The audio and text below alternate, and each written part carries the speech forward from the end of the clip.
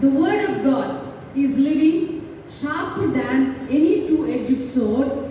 Sometimes it comes to us with sharpness, something like very harsh and vigorous oftentimes. தேவனுடைய வார்த்தை ஜீவன் உள்ளதும் இருபுறமும் கருப்புள்ள பட்டயத்தை போன்றதுமாய் இருக்கிறது. அது சில நேரத்தில் நம்மிடத்தில் கடினமாகவும் சில நேரத்தில் நம்மிடத்தில் மிக கூர்மையுள்ள ஒரு ஆயுதத்தை போல கடந்து வரும். Whenever his word comes with sharpness or severity, it's no more than a warning or an alarm from heaven. எப்பொழுதெல்லாம் தேவனுடைய வார்த்தை நம்மிடத்தில் கடினமாகவோ அல்லது மிகவும் கூர்மையாக அது கடந்து வருகிறதோ அப்பொழுதெல்லாம் அது தேவனிடத்திலிருந்து நமக்கு வரக்கூடிய ஒரு எச்சரிக்கையாகவே இருக்கும். In the book of Revelation 3:14-22, there is a caution or a warning message is coming from our Lord Jesus Christ. வெளிப்படுத்தல் 3ஆம் அதிகாரம் 14ஆம் வசனத்திலிருந்து 22ஆம் வசனம் வரைக்கும் தேவனிடத்திலிருந்து ஒரு எச்சரிப்பின் சத்தம் ஒரு சபைக்கு கடந்து வருகிறது. He is speaking these words by his spirit. There is a church called Laodicea.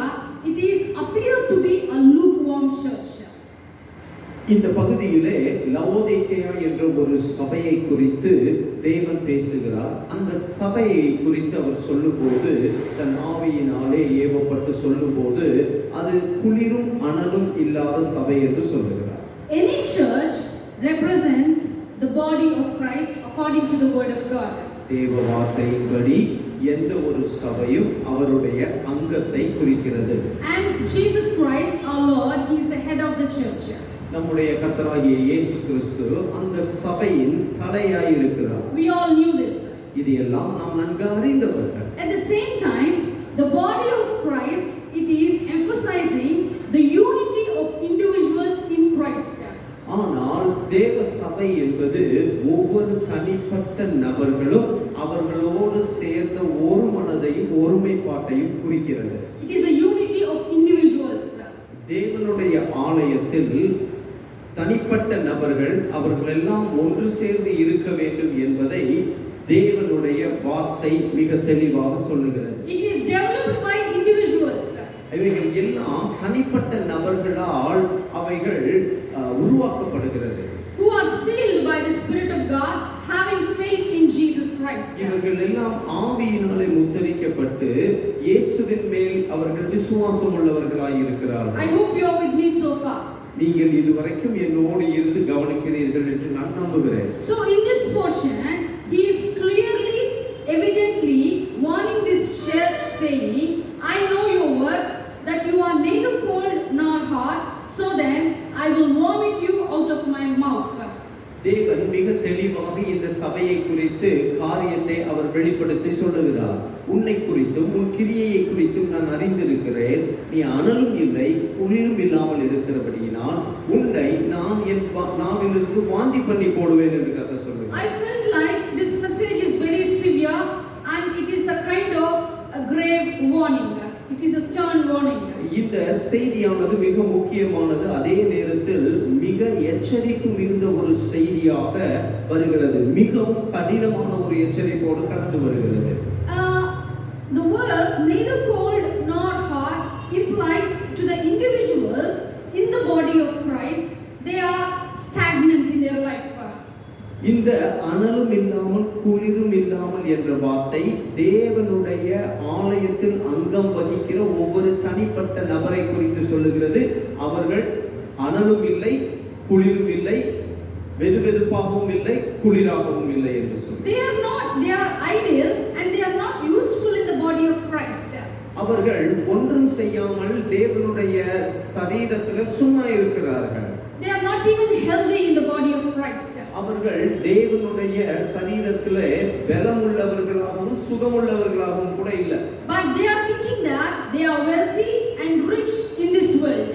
ஆனா அவங்க நினைக்கிறது என்ன என்றால் அவர்கள் ஐஸ்வர்யமும் சம்பூரணம் உள்ளவர்கள் என்று நினைத்துக் கொண்டிருக்கிறார்கள். They are thinking that they are fine, but actually they are idle in the body of Christ. You can read all these verses in that same part that I have given, Revelation 3:14-22. அவர்கள் நினைத்துக் கொண்டிருக்கிறார்கள் எல்லாம் எல்லாமே சரியா இருக்குன்னு இது அவர்களுடைய எண்ணங்கள். இந்த பகுதியை எங்க என்றால் வெளிப்படுத்தல் 3:14 22 வசனங்களுக்குள்ள நீங்க படிக்கலாம். They are more into the world rather than centering the body of Christ. இந்த தனிப்பட்ட நபர்கள் உலகத்தோடு இருக்கிறார்கள், இவர்கள் தேவனுடைய சரீரத்தோடு இணைந்திருக்கவில்லை. Mainly there is no witness for Christ in your life. உங்களுடைய வாழ்க்கையிலே இல்ல அப்படிப்பட்டவர்களுடைய வாழ்க்கையிலே கிறிஸ்துவை குறித்த சாட்சி இல்லாமல் இருக்கிறது. In other words, you are more impractical in the body of Christ. நீங்கள் தேவனுடைய சரீரத்திலே செயல் இல்லாமல் செயலற்று போயிருக்கிறீர்கள். And the main reason for this stagnant condition is still your evil roots are not cleared off.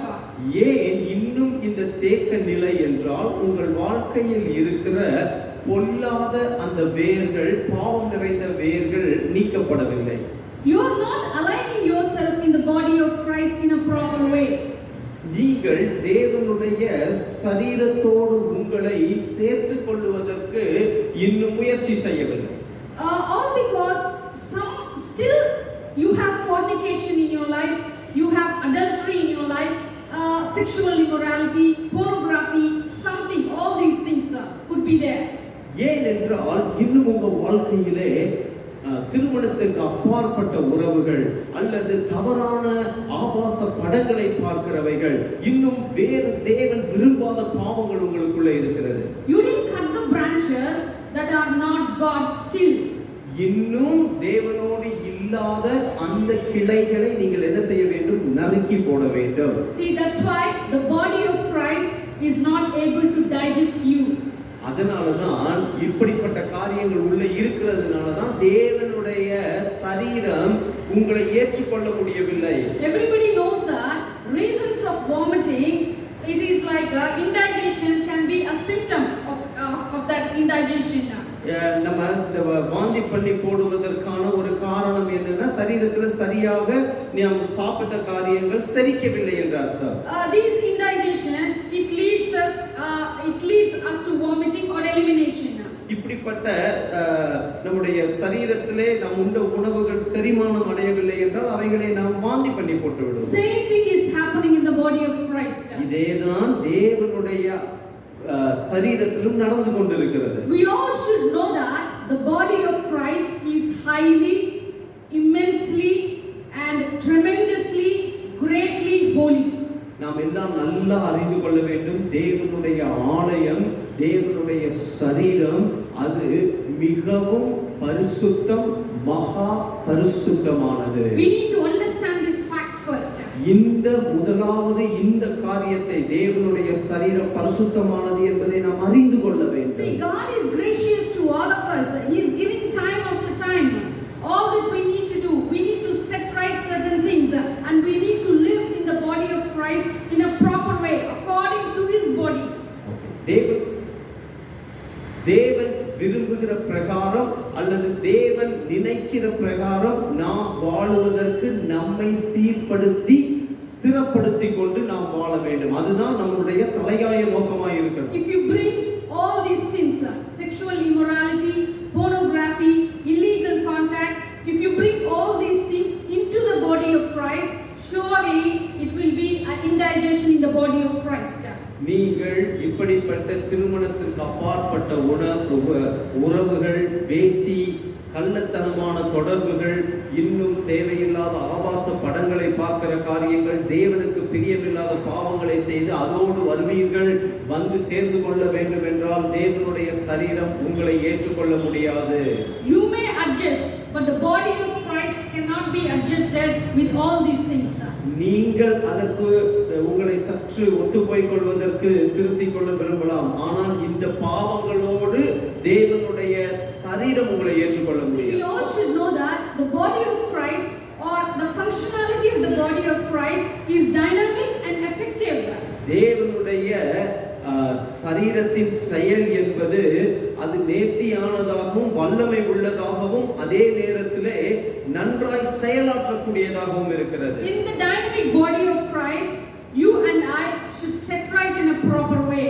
இந்த செயலாற்றக்கூடிய நேர்த்தியாய் செயலாற்றக்கூடிய தேவனுடைய சரீரத்திற்கு ஏற்றாற் போல் நீங்களும் நானும் நம்மை மாற்றிக்கொண்டு அதோடு இணைந்து கொள்ள வேண்டும். All because he paid the price for you and for me. ஏனென்றால் கிறிஸ்து உங்களுக்காகவும் எனக்காகவும் விலைக்கிரயத்தை கொடுத்திருக்கிறார். His body, like he gave his body as an offering, like a sacrificial lamb. உங்களுக்காகவும் எனக்காகவும் தன் சரீரத்தை அவர் ஒரு கிருபாதார பலியான காணிக்கையை போல அவர் கொடுத்திருக்கிறார். You and I cannot play inside the body of Christ. நீங்களும் நானும் தேவனுடைய சரீரம் என்ற ஆலயத்துக்குள்ள விளையாண்டுட்டு இருக்க முடியாது. Because his sacrifice, you should not take his sacrifice easy or effortless. அவருடைய அந்த மகா பெரிய தியாகத்தை நீங்கள் சாதாரணமாய் எடுத்துக்கொள்ள கூடாது. I'm telling you, we need to take this verse as a final call of repentance. இந்த வார்த்தைகளை இந்த வசனங்களை நம்முடைய வாழ்க்கையில கடைசியாக தேவன் தருகிற ஒரு எச்சரிப்பின் அழைப்பாய் நாம் ஏற்றுக்கொள்ள வேண்டும். I want to repeat the statement. We need to take this verse as a final call of repentance. மனம் திரும்புதலுக்கு தேவன் கொடுக்கிற ஒரு கடைசி எச்சரிக்கை மணியாக இந்த வார்த்தையை நாம் ஏற்றுக்கொள்ள வேண்டும். Before he could spew or vomit, you vomit all your sins and all that is not allowing you to set yourself in the body of Christ. தேவன் உன்னை வாந்தி பண்ணி போடுவதற்கு முன்பாக உனக்குள் இருக்கிற பாவங்களை நீ வாந்தி பண்ணி வெளியே எடுத்து விடு. You try to regulate your body. உன்னுடைய சரீரத்தை நேர்த்தியாக சீர்படுத்திக் கொள். Make your body, you just bring your body to the authority of body of Christ. நீங்கள் உங்கள் சரீரத்தை தேவனுடைய சரீரத்தின் ஆளுகையின் கீழே கொண்டு வாங்க. We all can adopt body of Christ easily, but the body of Christ should adopt you. That is the final thing. நாம் தேவனுடைய சரீரத்தை ஏற்றுக்கொள்ளலாம், ஆனால் தேவனுடைய சரீரம் நம்மை ஏற்றுக்கொள்ள வேண்டும். If you are not ready for this, you be ready for the elimination from the body of Christ. நீங்கள் உங்களை மாற்றிக் கொள்வதற்கு ஆயத்தமாகவில்லை என்றால் உங்களை தேவன் வாந்தி பண்ணி போடுவதற்கு உங்களை நீங்கள் ஆயத்தப்படுத்திக் கொள்ளுங்கள்.